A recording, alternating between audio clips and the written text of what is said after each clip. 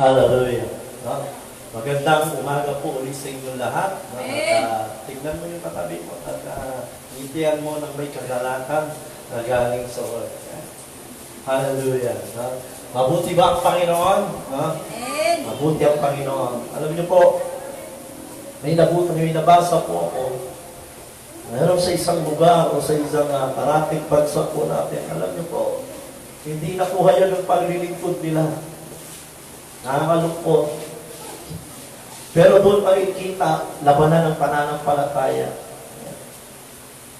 Kahit nababalitaan nila sa kanilang bansa, 600 plus people pinapatay araw-araw dahil sa paglilingkod. Pero doon mo makikita yung mag-iingas, talagang mga anak ng Diyos. No? Nandun sila sa mga yungib, nagtitipon-tipon sa tagong lugar para sampahin ng Lord. Kaya salamat sa Panginoon sa ating bansang Pilipinas.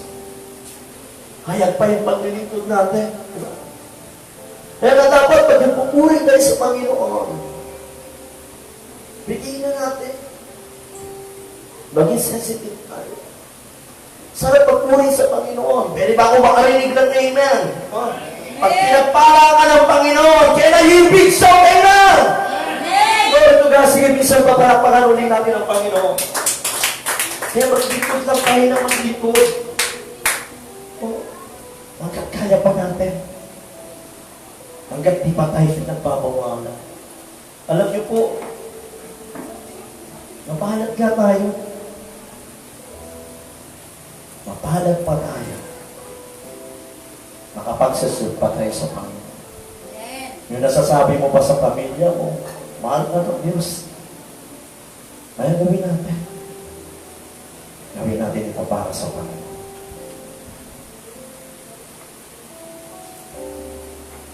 Kanina, nag-worship tayo kanina sa Panginoon. Nalalangin ng personal. Kasi masarap yung meron kang personal prayer sa Panginoon. Meron kang personal na relationship sa Panginoon. Yung parang uho ka sa Kanya. Lagi mong inaasang, Lord, yakapin mo ako.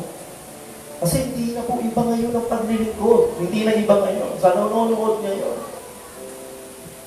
hindi na iba ang paglilingkod. Maraming panahon na 3 buwan na tayo nakalipas ngayon dito sa pandemic na ito. At ito hindi ito basta-basta. Hindi na basta-basta itong nararamdaman po ng bansang Pilipinas. Pero mahal ang Panginoon ng bansang Pilipinas. No? Sino naniniwala mahal ng bansang Pilipinas sa Panginoon? Amen. Ako naniniwala ako may plano ang Diyos sa bansang Pilipinas. Maliit ng bansa natin. Sa isang iglap, kung ilang porsyento ang dumako dito sa mga sakit, wala tayong ligtas. Pero yung biyaya ng Panginoon, kasi may plano siya eh. Kaya kapatid, kung naririnig mo na, kung nakakarinig ka ng mensahe ito, may plano ng Diyos. Kung bakit ka nakakarinig? Ito yung mga panahon na kailangan mag-disciple tayo. Ito yung panahon na kailangan i-text natin ang ating mga mahal sa buhay. Kamakailan lang may tinachat ako. May mga tinetext ako. Strategy ko nga, ano bang araw ngayon? Kahapon. Kasi iba hindi nagsumasagot. Naingat. Bakit kumusta ng pastor? Binigyan ako ng strategy na tanongin mo anong araw ngayon. Ano naman, nag-applyan sila. Siguro nasa isip nila, ang pastor namin, may kalipot na. Kaya sa reply nila sa akin, Sunday po ngayon, pastor. Saturday po ngayon, pastor. Oh, praise God. Sumagot ka sa panamasa. May encourage na siya. Pwede ko pala bukas. So, simpa tayo. Kaya manood tayo ng live stream. Kasi huwag natin hayaan na nagagawa pa natin maglingkod. Nangayap. Maglingkod tayo. At salamat sa mga response. May response po, Pastor. Soon. May nag-respond. Pasensya na, Pastor, kasi may karamdaman ako eh. Sige, papanalangin ka na. Sinisan may mapaparaan ng Panginoon para gisingin tayo. Tama, mali. Yeah. May pamamaraan na gisingin tayo. Kaya sa umaring ito, mga kapatid, ang ating pong pag-aaralan ngayon, simple. Glory to God. The better trials, the better glory for God. Yeah. Ang matindi daw ng mga pagsubok ay matinding kalwalhatian na mararanasan mo lang sa Diyos. Di ba kung marinig ng malakas na amen? No? Maganda na revelation ng Lord. Kasi alam ko lahat tayo dumadaan sa pagsubok. Minsan tatanungin mo ang mga mananampalataya, gusto mo pumunta ng langit? Sino gusto pumunta ng langit ngayon? Sa mga nanonood sa kanilang mga bahay, lalo sa Pamilya Restoration Ministry, kung gusto mo pumunta sa langit, pwede ba ano ka ng heart? Yeah? Mag-sign ka ng heart. Yeah? Pero ito po yung nakakalungkot. Gusto natin lahat pumunta ng langit. Ako gusto ko rin pumunta ng langit. Kailangan tumaan ka muna sa matinding pagsubok. Di ba? Anong pagsubok na yun? Mamatay ka muna. Yeah? Anong mararanasan pumunta ng langit kung di ka mamamatay? Ha? Mahal ako si Jesus. Doon ba pumunta ng langit? Opo. Patayin kita ngayon. Yeah? Di ba? Patayin kita ngayon. Anong sasagot ko? Di ba? Huwag mo lang ganyanan, Lord. Walang ganyanan. Hindi pa ako tapos eh. Di ba? Gusto mo lang matinding kaluwalhatian eh. Ang langit ay puno ng kaluwalhatian. Amen? Kailangan mag-suffer. Kailangan mo mamatay. Diba? Magbago ka muna. Bago ka pumunta sa langit. Diba? Nandiyan pa ba kayo mga kapatid? Ang daming pagsubok. Tinamaan ang mundo natin. Alam niyo po, tinamaan na po ang mundo natin. Yung bansang Pilipinas, tinamaan na po ang matinding sakit. At ito po, hindi na po mapipigilan. Marami na po darating na mga matitindipang karamdaman, mga pandemic darating sa mundo. Kapatid, ikaw narinig ito ngayon. Sana, sa inaabot ng aming mga panalangin, mapagtagumpayan natin ang lahat ng ito sa panahon ng pandemic. Sinisira nito ang kabuhayan. Winawasak nito yung mga trabaho. Winawasak nito ang pamilya. Kapag nagugutom ang isang pamilya, nagkakagulo, nag-aaway-away. Pwede ba akong makarinig ng amen dahil masakit? Di ba? Wala nang mailatag si tatay ng pagkain, si nanay. Aaway ng magulang mumurahin. Di ba? Tuya. Ganon din tayo. Pag wala na tayo natatanggap ng pagpapala, nagmumurot tayo sa Panginoon. Pero pinapaalala ng Panginoon, gusto mo ng kaluwalhatian, anak, tiisin mo ang bawat pagsubok. Pero ito papaalala ko sa iyo, ang lahat ng pinagdaanan ko na mga pagsubok, gawa ng kaaway, napagtagumpayan ko na sa lupa para natin ng Panginoon. Kaya dapat maging handa tayo. Maging handa tayo sa anumang darating. O, daming problema. O, sa pamilya, sa church, sa daming problema. Pero salamat sa biyaya ng Panginoon, nagpapatuloy tayo. Alam niyo po, pag marami ka kasing daladalang kabigatan, mga circumstances, minsan, dinadaya ka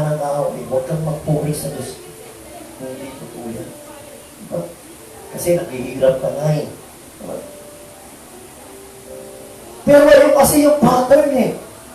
Para makapunta tayo sa kingdom. Yung kasi ang pattern para makapunta tayo sa glory ng Lord. Kailangan dumaan tayo sa bawat pagsubok o sa bawat lubak ng buhay mo. Tandaan po natin, lahat ng nagaganap sa buhay natin, maliit man ay malaki, ay nakaplano. At ito'y alam na ng Diyos. Kaya nga pag may darating na dilubyo sa buhay mo,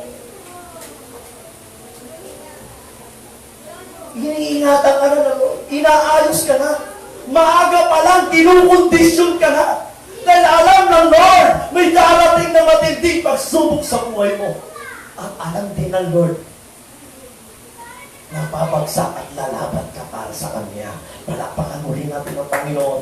Lord, to God. Alam mo, nakapaloob sa trials. Mga problema. Ang dami. Mga ginagawa ng kaaway para pabagsakin ng mananampalataya, pabagsakin ng isang pamilya, pasakin ito. Ang daming dumarating, karamdaman, nilalagyan tayo niyan. Pero tinatapatan niya ng Diyos. Sa bawat nilalagay ng pagsubok ng kaaway, ay nilalagay ng mga problema ng kaaway, mga circumstances, mga trials na nilalagay ni Satan. Tinatapatan ng Panginoon ng pagpapahala na galing sa Kanya. Palakpakan po, Panginoon. Kasi kailangan talaga maghirap tayo eh. Kailangan talaga dumaan tayo sa pagsubok para makamit natin yan. Para mahalin natin. Amen. Ako naniniwala ko lahat tayo may panawagan ng Diyos sa atin. Alam mo, kahit nakaupo ka lang ngayon, kahit nanonood ka man ngayon sa tahanan Santa Cruz, may panawagan sa iyo ang Lord. Sa huling pagkakataon ng buhay mo, hindi papayag ang Panginoon na wala kang kapakipakinawa. Kaya sina-challenge kita, kaibigan. Saan ka man naroroon, sina-challenge ko kayong lahat. Sama-sama tayong maglingkod sa Panginoon. Sama-sama tayong papurihan at dakilain siya. Para maranasan natin yung the better glory na galing sa Diyos. Amen? Ako naniniwala ko sa pagtapos nito. Sisinag ang mukhang liwayway na galing sa Diyos. At bubus ang pagpapala sa bawat isa. Kaya kaibigan, manalangin ka. Huwag kang huminto sa panalangin. Para sa bawat labanan, maging mananagumpay tayo lahat. Palakpakan natin ang Panginoon. Glory to God. Purihin ang Panginoon. Praise the name of the living God. Ito po yung ating text ngayon.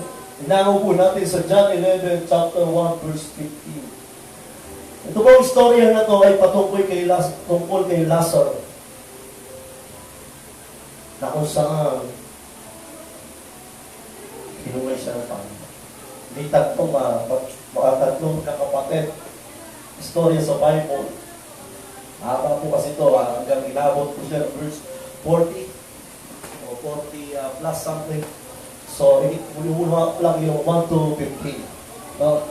Hayaan natin na basahin natin. Basahin ko ng mabilis, mamahal, upang mag-usap ang bawat isa sa atin na ating Panginoon sa Kristo. Sabi niya sa verse 1, may isang taong na nangalang Lazaro na nagkasakit.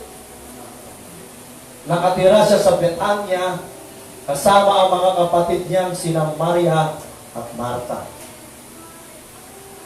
Si Maria ay nagbuhos ng pabango sa paa ng Panginoon at pagkatapos ay pinunasan iyon ng kanyang buhok. Dahil may sakit si Lazaro. Ito po si Maria ay isa sa mga kapatid ni Lazaro. Para makasunod po tayo sa istorya. Nagpasabi kay Jesus ang pagkakapatid, Panginoon, ang minamahal ninyong kaibigan ay may sakit. Nang marinig ito ni Jesus, ay sinabi niya, hindi niya ikamamatay ang sakit na ito. Nangyari iyon upang maparangalan ng Diyos at sa pamamagitan nito ay maparangalan ang anak ng Diyos. Mahal ni Jesus ang magkakapatid, sina Marta, Maria, at Lazaro. Ngayon man, nagpalipas pa siya doon ng 2 araw mula nang mabalitaan may sakit si Lazaro. Pagkatapos nito, sinabi niya sa kanyang mga alagad, magbalik tayo sa Judea. Sumagot ang mga alagad, Rabbi, hindi mo ba't kailan lamang ay pinagtangkaan kayong batuhin ng mga tao? Bakit pupunta na naman kayo doon?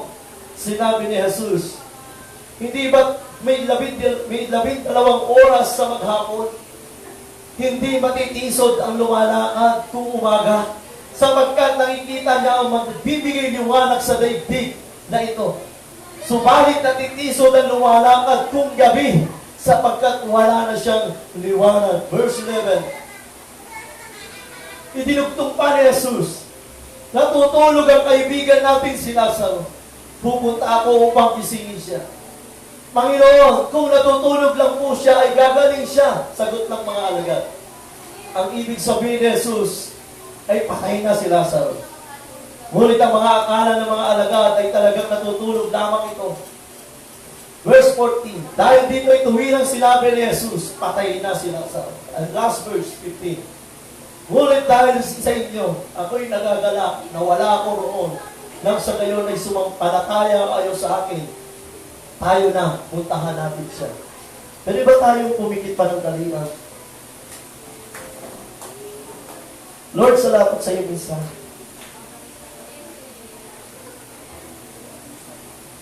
Maging mensahe ko sa bawat isa sa akin.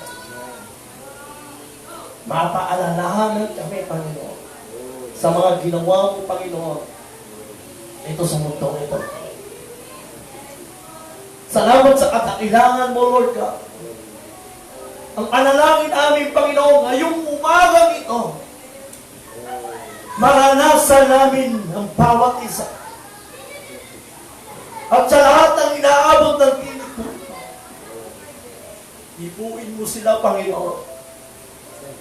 Sa lahat ng nanonood ngayon, Panginoon, sa lahat ng panig ng bansang Pilipinas, i-bless niyo po sila ng iyong salita. Lagyan mo sila ng espiritu ng pagkauwaw, espiritu ng kagalaan, sa paglilingkod sa iyo, Panginoon. Lord, patuloy mo akong itago sa iyong likuhan, upang ikaw ang maghari at pagganap ang lahat ng iyong kalooban. Na aming maranasan ngayong umaga, at patuloy kaming maturuan at mapapaalahanan, Panginoon, sa iyong pagbabalik sa mundong ito, ay maging kapakinapakinabang aming lahat, Panginoon. Sasama kami sa iyong kaluwalhatian ng punong-puno ng tagumpay na nagbukla sa iyo. Marami pong salamat. Patuloy niyo pong selyuhan ng gawain ito, Panginoon. Sa pangalan ni Jesus, ang lahat ay sumigaw ng malakas na ingat. Palakpakan mo yung Panginoon. Puri na Diyos.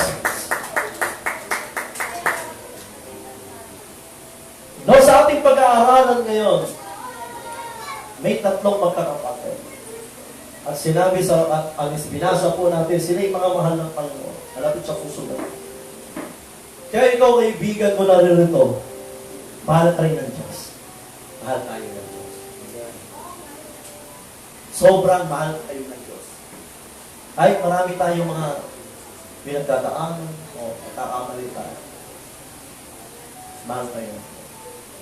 Nandun po, kamangailan lang, umiyak ako sorry sa Panginoon.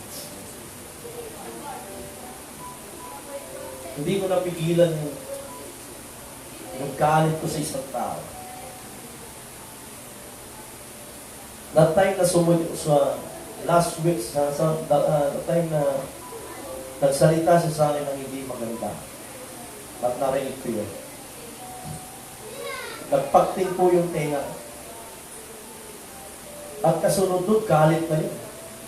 Kaya tinanong ko siya, ano sabi mo? Buti na lang, hindi siya sumpo, yung mamuna. Humingi ako ng sorry sa Panginoon. Pag ito lang, ang kailan lang. Tines ako ng Lord. Talagang kaaway. Nagulat ako, nagkakagulo doon sa gilid ng tindahan. Siya pala yung pinubugbog.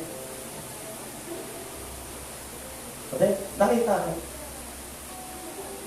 Alam mo, sinisigaw ng puso ko. Buti nga sa'yo. Tapos may lumapit sa akin. Kawawa ka, pastor, oh. Pinugbog. Alam niyo po, hindi ko po napigilan. Hindi ako nagtawag sa Pinoy. Ano po ang sinabi? Buti nga sa kanya, tama yan. Alam mo, napatingin siya sa akin. Sabi ko, Lord, so. Pagkatapos siyang bumbugin, nagtulungan siya. Nagkatinginan yung mga mata namin. Tapos nasa yun na. Sabi ko, Lord,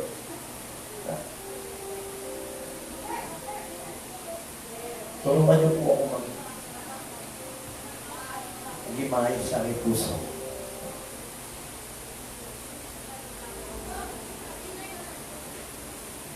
Buti pa yung hindi mananagpal. Sabi ko, wawa. Samantalang ako, buti na sa akin. Mali. Hindi nga ako nagtawag sa akin. Sorry. Kasi kahit may pagkukulang ang tao, dapat hindi ganun eh. Diba? May isang kung natadala ka sa galit, lalamunin ka nito, dadali ka nito sa impyerno. Diba? Tama, mali. Diba? Ito yung mga pagkakataon na makakapatay ka ng tao eh. Diba? Ito yung mga pagkakataon makakasakit ka ng damdamin ng tao. Diba? Ito yung mga panahon na gagamitin ng kaaway, hindi mo alam. Yeah?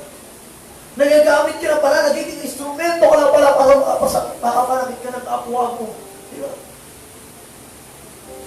Kaya dapat ang panalangin, Lord, patuloy mo akong itago sa iyong likuran. Ang mga bawat pagsubok na dumarating sa buhay namin, Lord, mapagtagumpayan ko. Diba? Ang pagsubok eh. Hindi lang kayo dumadanas sa pagsubok, pati po ako. Ha?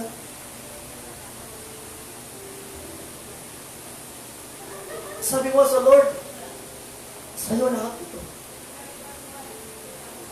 Lahat ng kahinaan, lahat ng hindi ko pa napagtatagumpayan, yung madali ako nagagalit, yung madali ako naiinis, madali ako napipikon. Lord, kunin mo na to. Ha?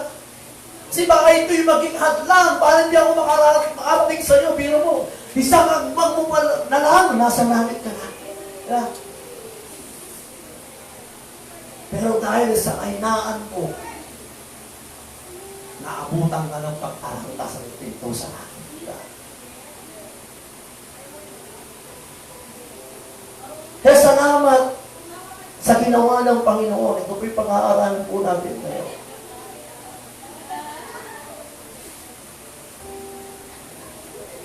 May tatlong hakbang para malampasan ang matinding pagsubok at maranasan ang matinding kaluwalhatian ng Diyos.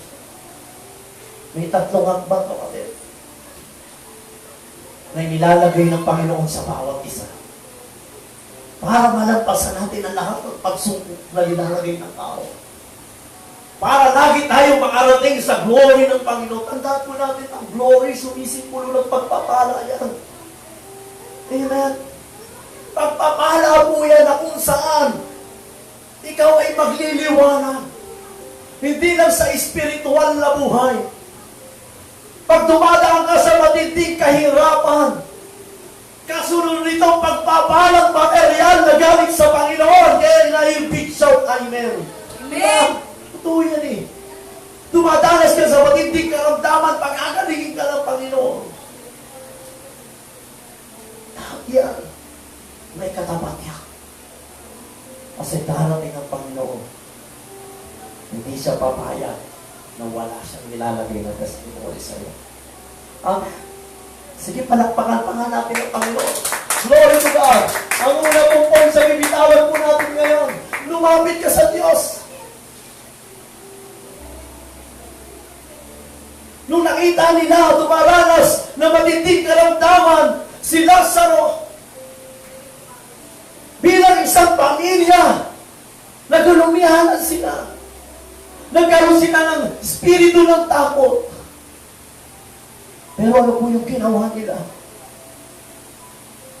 First requirements na ginawa nila ay lumapit sila sa Panginoon. Lumapit sa padala ng sugo sa Panginoon sa Diyos. Minsan ito pa nga nakakalungkot eh. Sorry na sa tandaanan ko lang. Marami pumupunta sa church, marami lumalapit sa Panginoon. Pero pagkatapos nito, and after, ganun pa rin.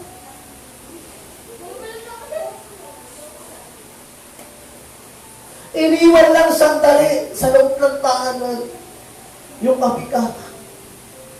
Walang nagbago, nakakalungkot. Sana sa paglapit mo sa Panginoon,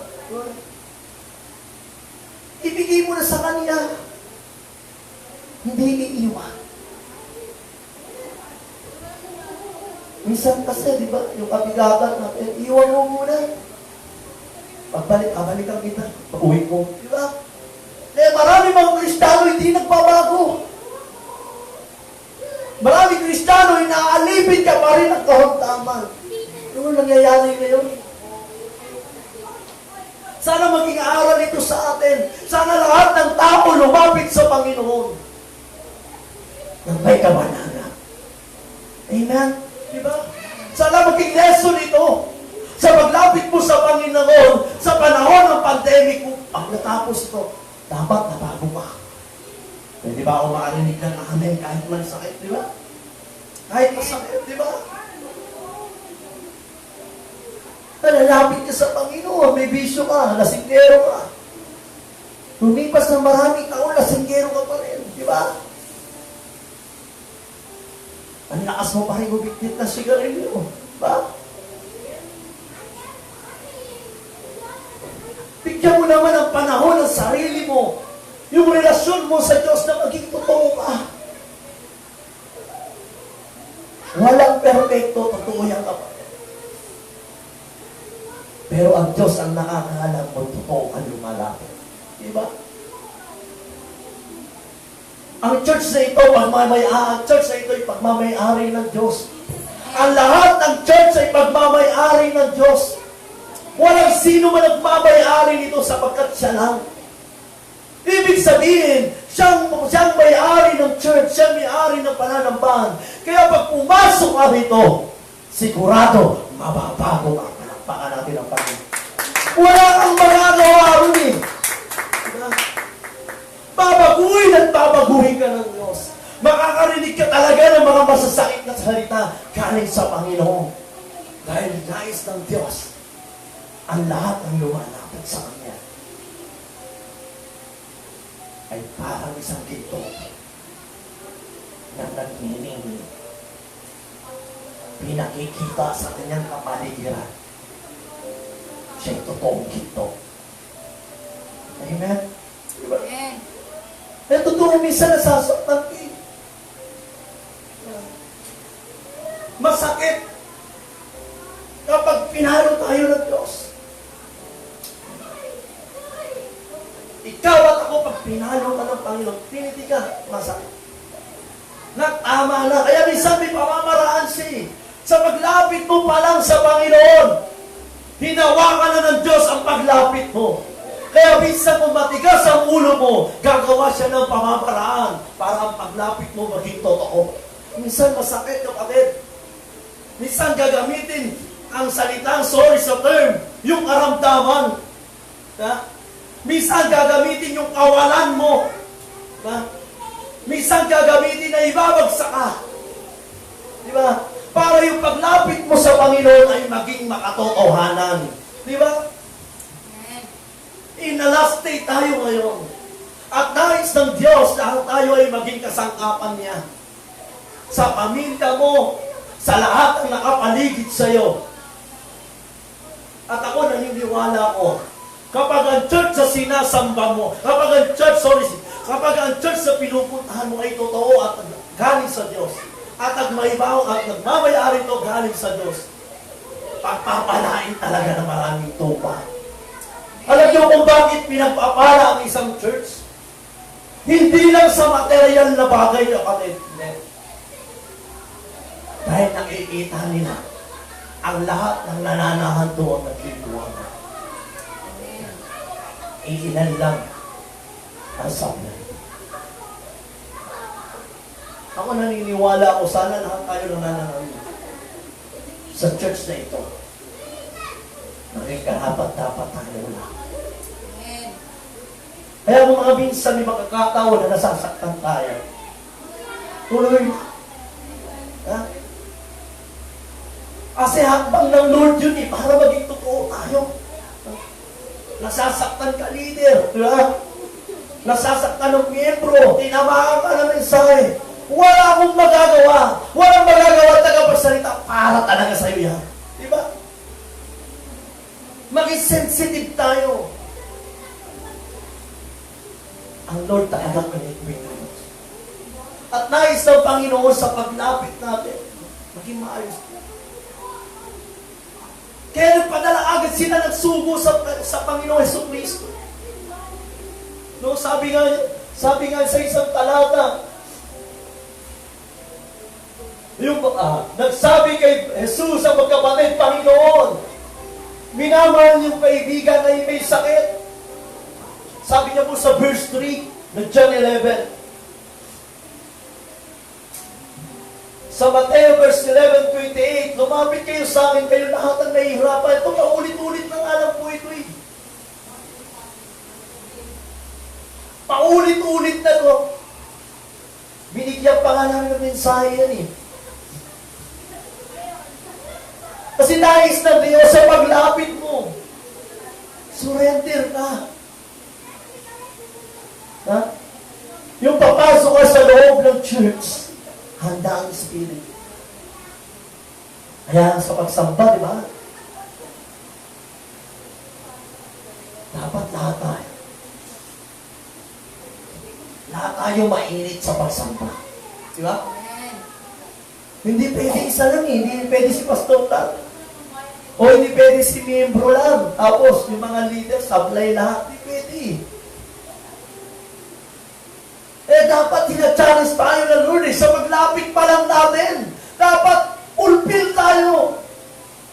Sa pagpupuri natin sa Panginoon, bigay natin yung the best sa Kanya. Hindi ba ako makarinig na namin? Amen. Para mag-level up tayo.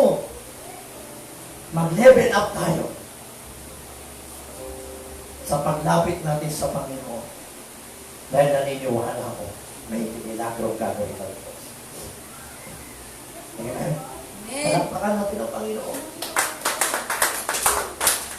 Nakakasunod po ba kayo sa mensahe? Nag-alala sila sa kapatid nila, mamamatay ito eh. Matinding karamdaman na nangyari kay Lazaro. At naniniwala sila, ang Panginoong Jesucristo lang ang magpapagaling sa kanila. Ginawa niyo. Dapat tayo mga kapatid ko naluluto. Kapag may matindi tayong pagdadaanan, ang una tayo lalapit kagad sa Panginoon kagad. Manalangin ka kagad sa Panginoon. Konti pa lang ang problema, ibigay niwala mo sa Kanya, ibigay mo na sa Kanya.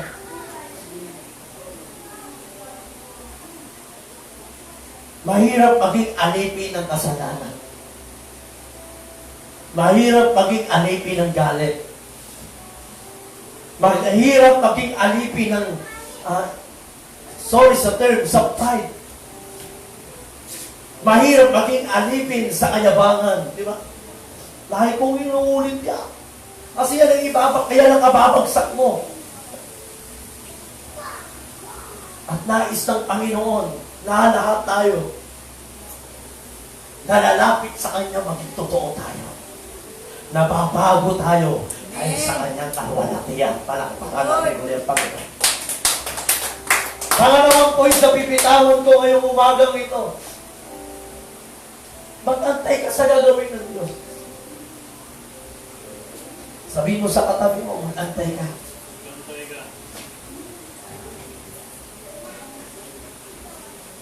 Minsan nakalimutan natin pag nananalangin tayo.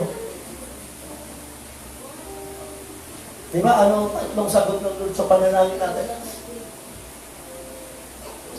No. Yes. And wait. Yeah.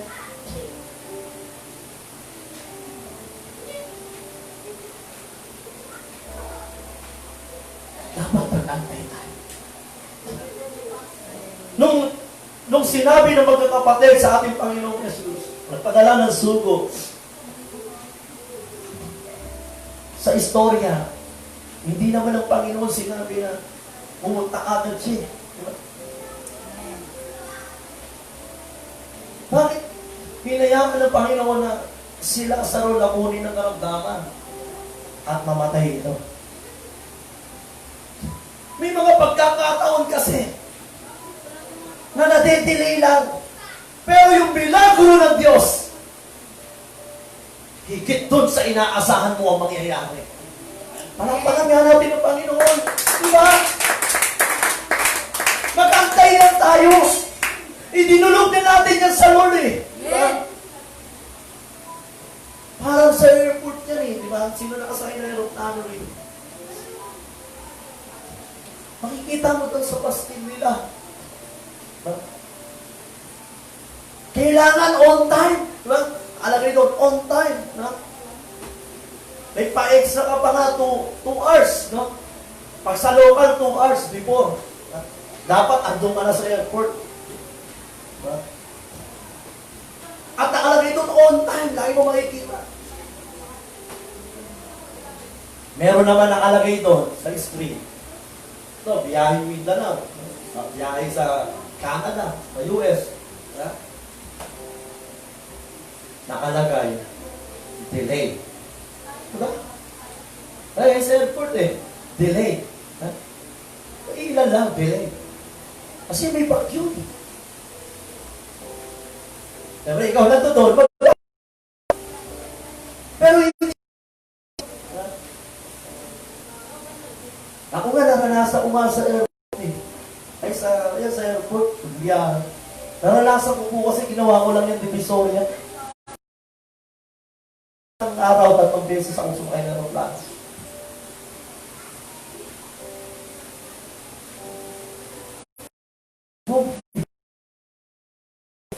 Manila to Misamis Oriental. Nagulat ako. Napunta ako na Cebu. No? Muna sa delay muna. Kasi may bagyo nga. Siguro yung kapitan namin, malakas ang loob eh. Sanay sa himagsikan. Tuloy! Tutuwa kami. Nag-delay lang ng konting oras. Tuloy po kami. Na-announce na yung kapitan. Ready for take-off. To Nagumbingan, Misamis Oriental, Mindanao po yun, sa Medyo half hours, nandun na kami. Take off na, pababa. So kami naman, ready na kami. Nakakap na kami. Tumagal ng kalating oras at kalate.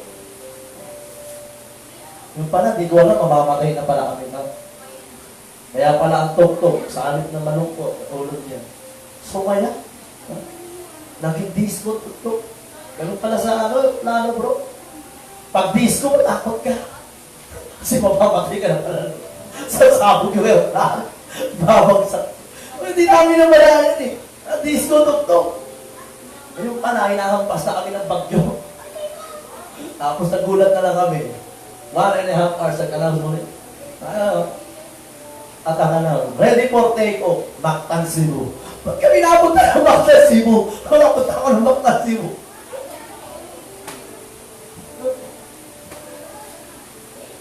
Ganun eh. Kailangan mag-antay ka. Antay.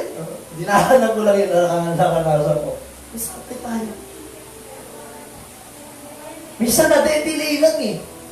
Diba? Kaya nga ang Lord, sinabi niya sa nagpadala, hindi siya dumating agad ng on time. Nadili ang pagpunta niya eh. Nasa talata tanga, kung babasahin po natin, namahuna nga si Lazaro. Ang pagdating ng Panginoon. So, siyempre, ang mga kamag-anak, nagkagulo na, namatay ni Manny na sa buhay. Hindi dumating yung doktor. Pag tayo nga sa ganyan, di ba? Pag kulang ka ng rescue, kasi ikaw doktor ka, masasakal ka ng pamilya. Ng mahal mo sa buhay, mag-aagaw buhay. O masusunto ka, kasi tagal ng responsibility. Di ba? Ganon din siguro nangyari sa amin. Binuburo na eh. Lalaga, no? 4 days ka ng patay. Ha? Pero, sa pag-delay na yun, di ba naranasan nila yung glory galing sa Diyos? Di ba? Kasi, gusto kasi ng Panginoon ng tao. Maalis yung yabang eh. Kasi pwede magpayabang kung ginawa uli eh. Di ba tayo, ganyan tayo eh. Ha? May problema tayo. Na-solusyonan ka agad. Minsan na yabang natin eh, no? Sabi ko na nga ba eh. Pag ako kupilo, sigurado, solve ang problema. Di ba? May mga ganyan tayong karakter. Sa yabang natin eh. Eh, minsan ginagawa ng Lord, yabang mo ha, bigyan kita ng sakit. Ah, di ba? Tama, mali. Magantay tayo. Pagkatiwala natin sa Panginoon, palataya tayo sa Panginoon. Yung sa aircon lang eh. Ha? Mamaya, iwiyanan na natin ganun natin. Grabe, pinalalaki. Nag-antay. Diba? Dikit sa inaasahan mo ang dumating na pagpapala. Sige, tuloy mo pa rin sa Panginoon na pinagpala, church. Eh, salamat sa mga taong pinagpala eh. Salamat sa mga buhay nito. Kaya, magantay lang tayo. Sabi niya sa verse 7-8 ng John 11, pagkatapos nito, sinabi niya sa kanyang mga alagad, magbalik tayo sa Judea. Sumagot ang mga alagad, Rabbi, hindi po ba't kamangailan lamang ay pinagtangkang kayong batuhin ng mga tao? Bakit pupunta na naman kayo doon? Nakita niyo po. Lagyan po natin ang malalim na kahulugan ito. Kaya, pinaalalanan siya ng kanyang mga alagad. Panginoon, delikado dun eh. Kaya tandaan natin mga kapatid, kapag tayo dumadarang sa problema, dumadarang ka man sa kahirapan, sa karamdaman na nilalagay sa iyo ng kaaway, aktualin, nihayakap ka na ng kaaway.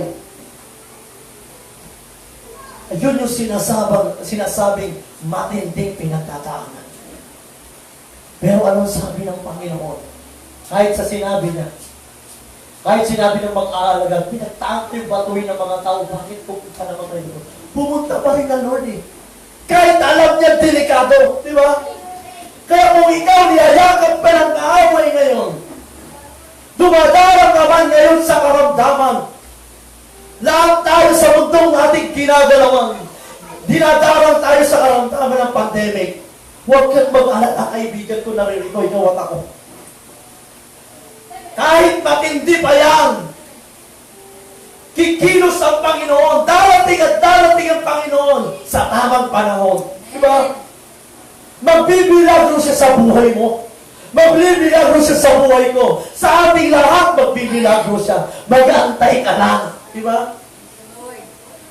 Inaayos lang ng Lord ang pananampalataya mo sa Kanya. Kahit delikado yan, tandaan natin, higit sa lahat ang Panginoon. Kahit sa pandemic, palakpakan natin ang Panginoon. Diba? Kahit ginapos ka na ng kaaway sa kasalanan mo, kahit ginapos ka na ng kaaway sa karamdaman mo, darating at darating ang Lord para pagalingin ka. Tatanggalin ng Panginoon ang lahat ng tanikalang inilagay sa iyo ng kaaway. Tatanggalin ng Lord ang lahat ng supang nilagay sa iyo ng kaaway. Alam niyo minsan kung bakit tayo hindi tayo nakakatanggap ng pagpapala na galing sa Lord. Hindi pa nakaalis yung mga balakid na nilalagay ng tao. Pwedeng sumpa. Diba? Pwede sa unang panahon pa lang, sinumpa na ang nilulumo. Diba? Pwede sinumpa ka ng mahal mo sa buhay. Diba? Pwede kasi ganyan eh. Kapatid kong naririto, ano ang klase ng sumpa sa mga oras na ito sa pangalan ni Jesus? Lumayas ka sa bawat isa. In the mighty name of Jesus. Sa pangalan ng Panginoong Jesus, katulad ni Lazaro, nagpilagro ang Diyos. Amen. At magbibilagro din ang Panginoon para sa iyo. Palakpakan natin. Amen. Glory to God! Iniibig ni Jesus ang magkakapatid, katulad mo at katulad ko, upang mag-glorify yung Ama at ang Diyos. Ito po.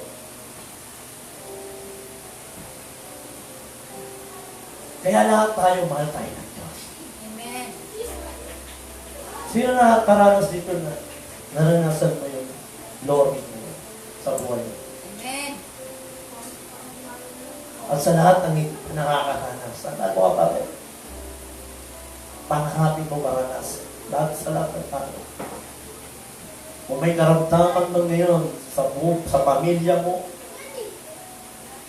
narinig mo ang mensahe, sawayin mo to. Huwag mong yakapin ang gawa ng kaaway. Karamdaman mo ito, may kabuluhan sa pamilya, huwag mong yakapin, kaibigan. Huwag kang magsawa, mag-antay ka, may gagawin ng Lord. Kailangan mo ng straight sa pananampalataya mo, may gagawin ng Lord. Sa hanap buhay mo, di ba? Ako, ang hanap buhay ko po, mahina. Minsan nalulungkot nga. Minsan, nayayat nga po. Sa lamig ko, ayoko na naman ng lamig.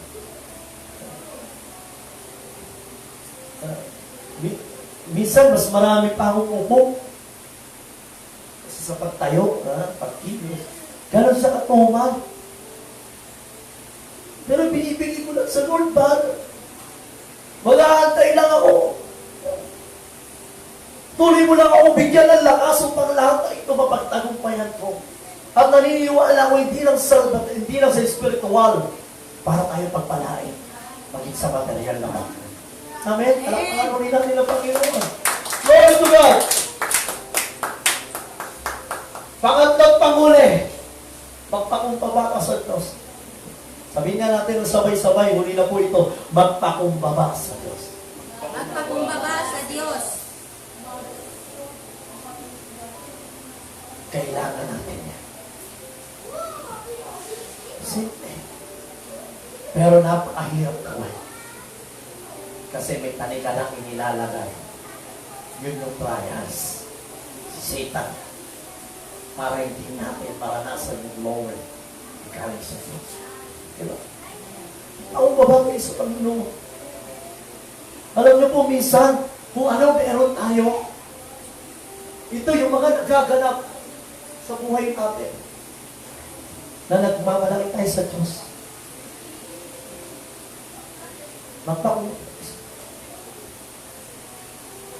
Minsan, nayabang talaga natin. Pero tandaan po natin, kaya lang ng turuan ni Pastor ni Diego na may bumubulo. Sige. Sige, natutuwa ko sa'yo. Mayabang din ako katulad ko. Sige, di ba?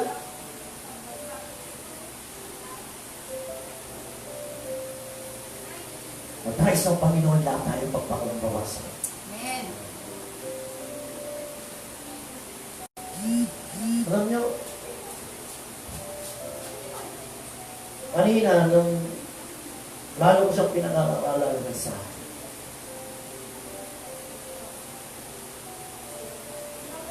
galing ng ano na tao. Ibahin mo ang mensahe. Hindi yan nararapat. Alas 4 ng madaling araw. Hindi yan nararapat. Makakasakit ka. At kapag nakasakit ka, wala kang regalo sa birthday mo. Di ba? Sabi ko dun sa bumubulong, hindi ako nasisilaw sa suhod. Di ba?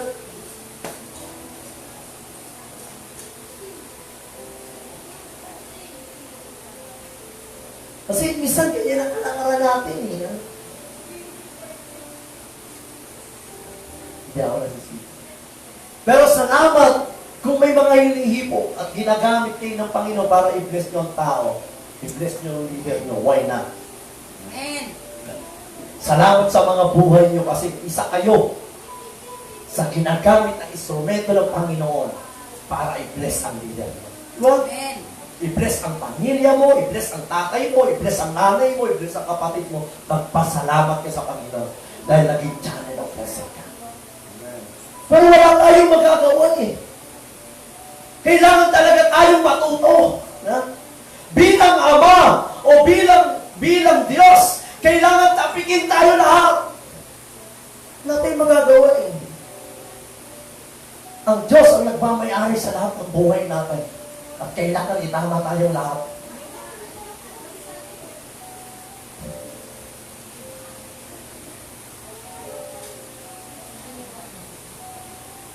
Nagpakumbaba ang magkakapatid dahil alam nila may milagro kay Jesus. Amen. Amen. Minsan inalis ng Diyos sa pagkakakapit mo ang anyagan, katalinuhan, kayabangan, para may alis ang pagkakapit ng dalawa mong kamay at para ang kamay na yan ay may taas. Simbolo ng pagpapakumbaba. Parang ganito po kasi yan eh. Yung ating mong dalawang kamay, kapit na kapit po yan. Kapagpapala. Minsan kapit na kapit yan sa katalinuhan na galing sa'yo eh. Natalino ka eh. Minsan kapit na kapit yung dalawang kamay mo. No? Kung ano meron ka. Pero ang Lord gagawa siya na kayo maialis yan eh. Kasi yan ang sagabal para mararasan mo yung glory na galing sa Lord. Diba? Baka mamaya magulat ka. Yung mga katabi mo nagwawalaan ba? Rapture na pala. Ikaw nakakapit ka pa rin. Di ba? Hindi ka sa Panginoon nakakapit. Saan ka nakakapit? Nakakapit ka doon sa karangyaan. Nakakapit ka doon sa nilalagay sa'yo ng kaaway. Niyaya ka pong kasalanan. Unti-unti kang nilulubog dito. Diba? Amen. At dahil sa Panginoon, may alis yan. Hindi lang isang kamay. Hindi lang isang kamay ang may gusto ng Panginoon para itaas mo para sa Kanya. Dapat dalawang kamay. Dahil ang dalawang kamay na yan, simbolo ng pagsuko yan. Amen. Sa mga pulis, sa mga kasagulawa natin, hindi pwede isang kamay lang itataas mo para sumuko ka. Dahil may mga pagkakataon na susuway ka pa rin. Lalaban at lalaban ka pa rin, kaya paparinig ka. Pero pag tinaas mo yung dalawang kamay mo, ibig sabihin, buong pagkatao mo, ay binibigay mo sa Panginoon. Parang yan natin, Lord. Diba? Pinaalis tayo sa ganitong sitwasyon. Para maalis ito. Eh, dumating ang Panginoon, nagpatirapan ng papel. Panginoon, kung nandito lang sana kayo, di ba? Hindi sana mangyayari kayo nasa ulo. Di ba? Naawa ang Diyos sa kapatid. Si malapit sa kayo. Umiyak ang Panginoon dito eh. Kaya alam mo, pag nakakagawa tayo ng kasalanan sa Panginoon, patuloy pa rin tayo nagkakasala, lalo na nasa loob ka ng church. Pumupunta ka sa church, di ba? Umiiyak ang Panginoon kapag napapawalay ka. Hindi lahat ng laman ng church ay makarating sa kaluwalhatian ng Diyos? Hindi lahat. Sana ikaw at ako yun. Makarating sa kaluwalhatian. Amen. Bakit hindi lahat? Kasi tinapalo ka na eh. Tinatapi ka na. Diba? Ang ugali ng isang tao pag pumasok sa kabila, labas sa kabila. Yan ang mga Kristiyano maiiwan. Kasi hindi na ipapamuhay ang nais ng Diyos. Alam ko po, lahat po tayo. Lahat tayo may panawagan. Ikaw, kapatid, may tungkulin na nilagay sa iyo ang Diyos. Huwag mo sabihin kabataan ka, nilagyan ka na agad ng katungkulin ng Panginoon. Tungkulin ng Panginoon. At darating ang tayo, mamumuha. Sisiklap yan. Lalabas yan. Dahil yan ang nais ng Panginoon. Ang lahat tayo ay maging kami. Palakpakan natin ang Panginoon. Ganyan pa ano ay ako kayo. Malaya ko na rin ang praise and worship. Thank you, Lord God. Sana maging aral ito lahat sa atin. Ano po yung unang point po? Lumapit tayo sa Panginoon. Bihag na marami tayong pinagdadaanan. The better glory pa rin galing sa Diyos ang mararanasan natin. Pangalawa, mag-antay tayo. Antayin natin ang Diyos. Katulad ni Lazaro. Pwedeng nawala na kasi sila ng pag-asa di ba? Hindi ka agad tumubo ng Lord. Pero nataan po natin mga kapatid, iba ang kalooban ng tao. Iba yung kalooban ng Diyos. Iba ang kaisipan ng tao, iba ang kaisipan ng Diyos. Kaya akala mo lang pinababayaan ka. Akala mo lang sa panahon ng pandemic, pinabayaan ka ng Diyos. Alam niyo po, sa panahon ng pandemic, maraming nasira. Gaya na sinabi ko kanina. Nasira ang pamilya, nasira ang trabaho, nasira ang relasyon dahil sa kahirapan. May mga pagkakataon nito sa panahon ng pandemic. No? Minsan tanggap ka na sa trabaho di ba? Tanggap ka na sa trabaho. Dumating ang pandemic, di ba? Na-cancel, di ba?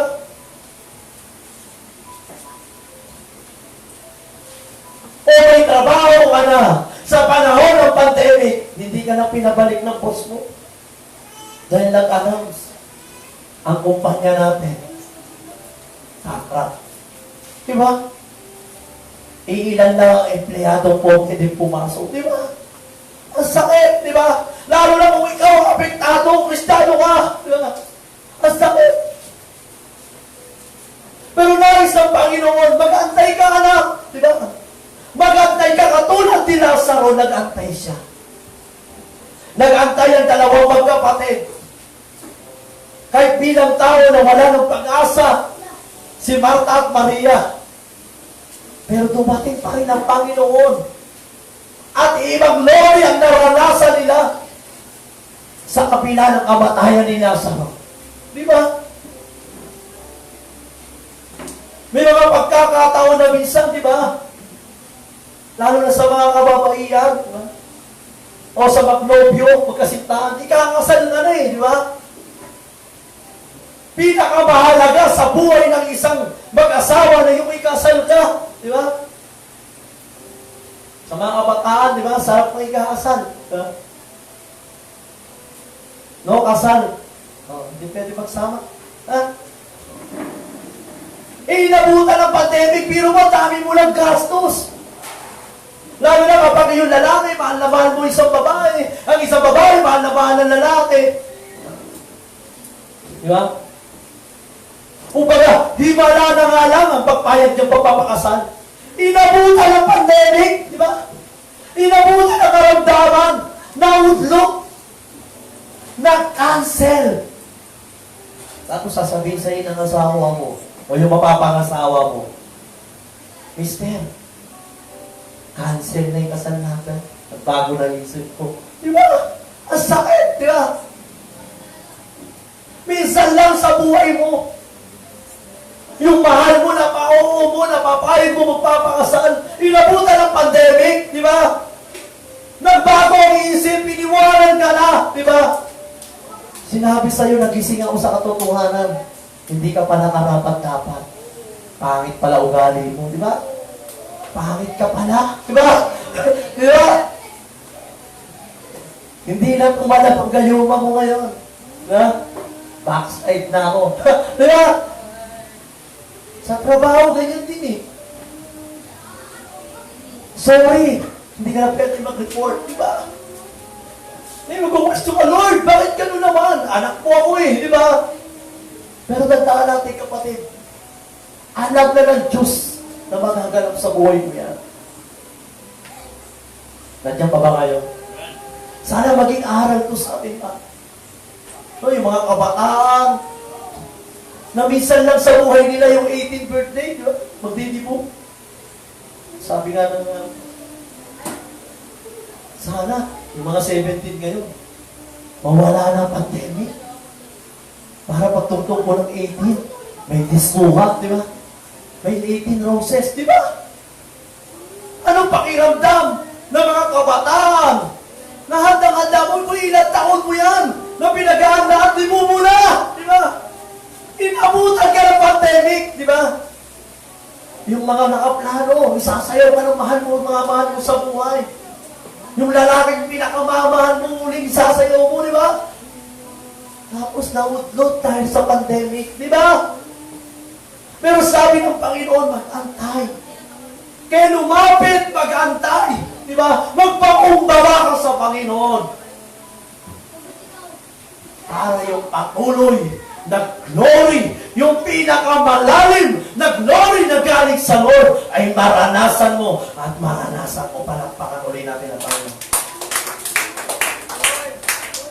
Sa huli, mawit ulit tayo, nanayang ulos sa tent. Ulitin natin ulit, all you alone. Deserve glory. Ulitin natin. Yung mga singers, no? Lord, thank you, Jesus. Hallelujah. Iwan niyo po muna yan. Oh, Rabasaya, Rabasaya. Thank you, Jesus. Ulitin natin yung chorus. Chorus.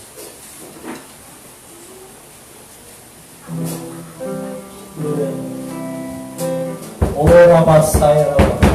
Ulitin natin yung chorus ng puno. Thank you, Jesus. Sabayan niyo po kami.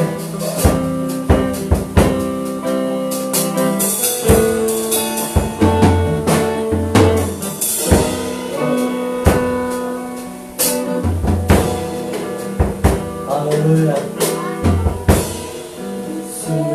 All glory, all you alone deserve.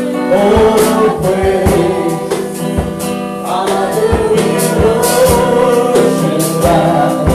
Adore you, Father, we long to see your face. All you alone deserve. All glory.